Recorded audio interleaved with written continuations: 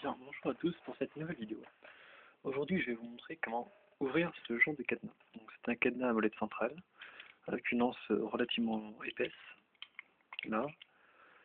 Donc, c'est du costaud, on va dire. On peut tirer dessus autant qu'on veut, ça ne partira pas. Bien, le problème principal de ces cadenas, c'est qu'il n'y a vraiment qu'une seule roulette et pas beaucoup d'axes pour travailler dessus, on va dire, pour les ouvrir. Parce que les fabricants ont pensé à sécurité, ils ont mis des systèmes pour éviter de tâter l'endroit où se trouvent les molettes,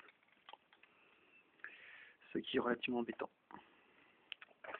Donc les amateurs d'ouverture fine et les cliqueurs en général même certains qui traînent sur YouTube ont pu apercevoir ce genre d'outil, un shim, c'est juste une lamelle d'aluminium coupée d'une certaine façon, de façon à ce que le cran qui retient l'anse du cadenas ne le retienne plus.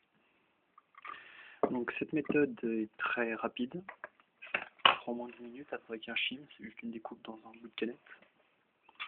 Mais le problème, c'est que ça ne nous avancera pas beaucoup dans la vie de tous les jours. Le but c'est pas d'ouvrir comme ça à chaque fois, c'est quand même d'avoir la combinaison. Donc, comment procéder? Vous voyez votre cadenas. Nous allons donc le remettre à zéro. Je vous expliquerai tout à l'heure pourquoi. Donc, vous ne verrez pas l'intérieur du cadenas, c'est pour ça que j'ai fait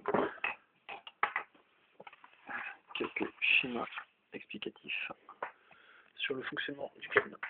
C'est important de savoir comment ça fonctionne si on veut pouvoir l'ouvrir. Donc, ici, la molette, donc celle qu'on voit là. Alors, l'intérieur, c'est en fait un axe tout le long. Et donc, cette molette-là, qui relie directement à ça, ces deux-là sont fixées.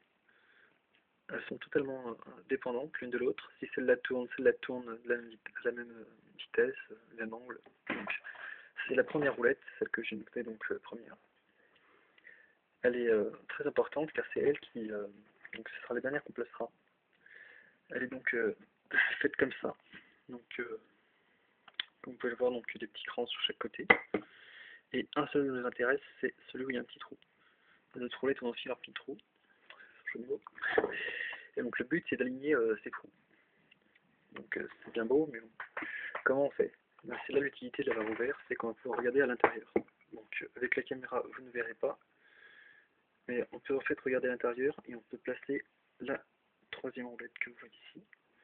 Et en fait, je vais vous montrer après. Donc déjà on va regarder comment ça fonctionne.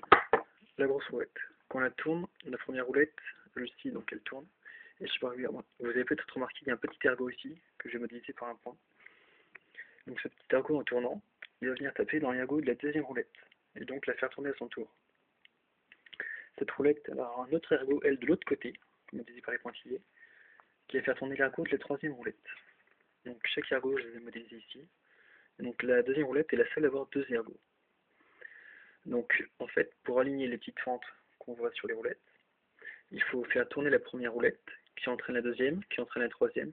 Il faut mettre donc l'ergot de la troisième roulette au niveau du mécanisme d'ouverture, donc je ne l'ai pas dessiné ici.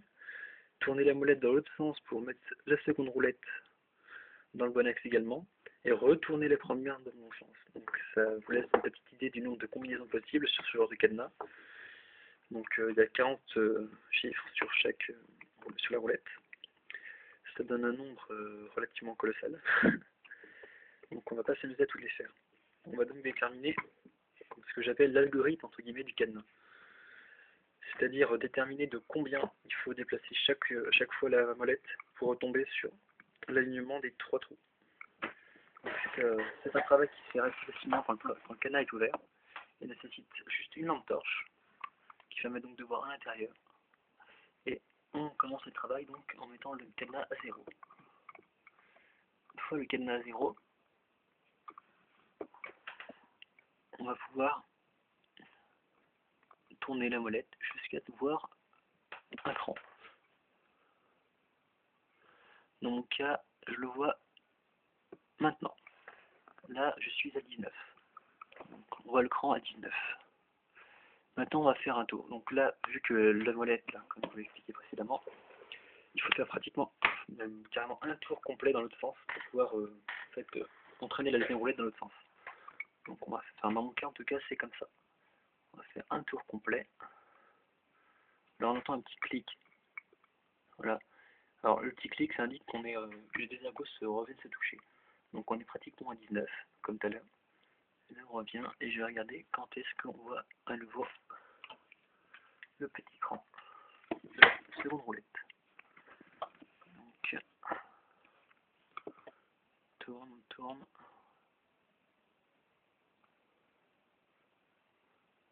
Tac. Je suis à 10. Et là, les deux crans sont alignés. Donc il y a aussi le troisième cran de la roulette, donc la toute première roulette. Et donc là, on va chercher à l'aligner. De la même façon. Donc fais gaffe qu'il y a des petits crans et des gros crans. Enfin, il n'y a qu'un seul gros cran, celui qu'on cherche. Il y a plein de petits crans pour le piéger. C'est donc là la petite utilité des constructeurs. Donc on cherche. Ah, je l'ai. Je ligne bien. Voilà. Je suis donc à 35. Donc, je vais noter tout ça.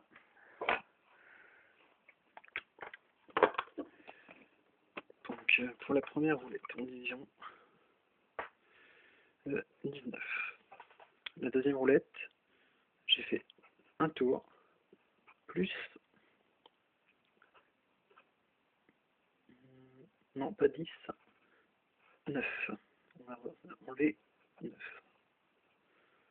En fait, on a fait un tour, on est revenu à 19. Et pour aller à 10, on a dû enlever 9 crans. Donc, pour retourner un tour et 10, on a dû enlever un tour et 9 crans. Et là, pour la troisième roulette, donc, qui s'est ouverte, placée à 35, on est donc remonté de 25. On a donc dû remonter de 25.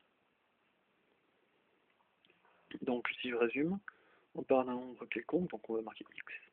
Il faut enlever un tour, soit 40, et 9, donc moins 49 crans.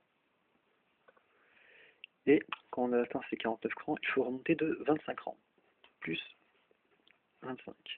Alors, le petit détail, c'est que le mécanisme n'est pas parfait. Donc, du coup, quand on tourne une roulette, ça a peu tendance à entraîner les autres en même temps, celles qui étaient déjà placées. Donc, ce que je fais, moi, c'est que quand je suis là, je ne mets pas 25, je mets 26, et je reviens de moins 20. Alors, en fait, c'est très simple, c'est juste que quand il entraîne les roulettes, vu qu'il y a un peu de friction, il va avoir tendance à rentraîner les roulettes. Mais vu qu'ils les entraînent en même temps, il vaut mieux avancer un peu plus la grosse roulette pour que ce soit bien avancé, parce que du coup, les autres auront un peu avancé, et reculer tout de un cran. Comme ça, tout sera au même niveau, et juste en face du mécanisme. Donc, maintenant, il faut déterminer, c'est bien, on a notre algorithme. On sait, donc on commence n'importe quel chiffre, on enlève 49, on rajoute 26, on enlève 1. Donc, dans mon cas, c'est comme ça. Donc, on va bien mettre la roulette à 0. Donc, si vous avez compris le mécanisme, vous savez maintenant pourquoi est-ce que je tourne au moins 2-3 fois avant de le remettre à 0. Petite dernière pour la route. Voilà. Donc, je vais le fermer. C'est pas marrant. Donc, je suis à 0. Je vais donc tourner jusqu'à... Ah, alors, moi, je connais donc les combinaisons, donc je sais qu'il faut que je tourne de 5. Alors, vous pouvez déterminer l'axe en fait en vous disant que le mécanisme il est à peu près à ce niveau-là. Le mécanisme d'ouverture il se situe à peu près à ce niveau-là. Donc sur ma roulette c'est à peu près au niveau du 12. Donc en fait quand vous... c'est toute une petite technique à trouver, mais en essayant à chaque fois l'algorithme avec différents chiffres, vous finirez par le trouver. Tout ce qu'il faut c'est que la roulette, le cran que vous voyez tout à l'heure ici, il faut que vous réussissiez à le placer à ce niveau-là. C'est tout ce qu'il y a à faire. Bien. Donc je suis à 5. Je vais enlever maintenant 49 crans, donc soit un tour complet. Donc 5. Alors maintenant je vais enlever encore 9 crans, donc moins 5, et je retourne, je descends jusqu'à 36. 36. Donc on a bien enlevé nos 4, donc 40 crans, donc un tour, et 9. Donc 5 moins 9, ça va retomber sur le 40, donc on retourne sur le 36. Maintenant je vais rajouter 26 crans. Donc on tourne, ça me fait tourner jusqu'au 22. Donc moins 1, on retourne à 21, et y va.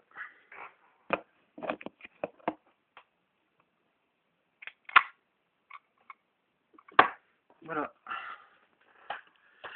Donc j'ai réussi cette ouverture juste en étudiant le mécanisme. Donc là j'en suis assez fier. En espérant que ça puisse vous aider. Sur ce, salutations.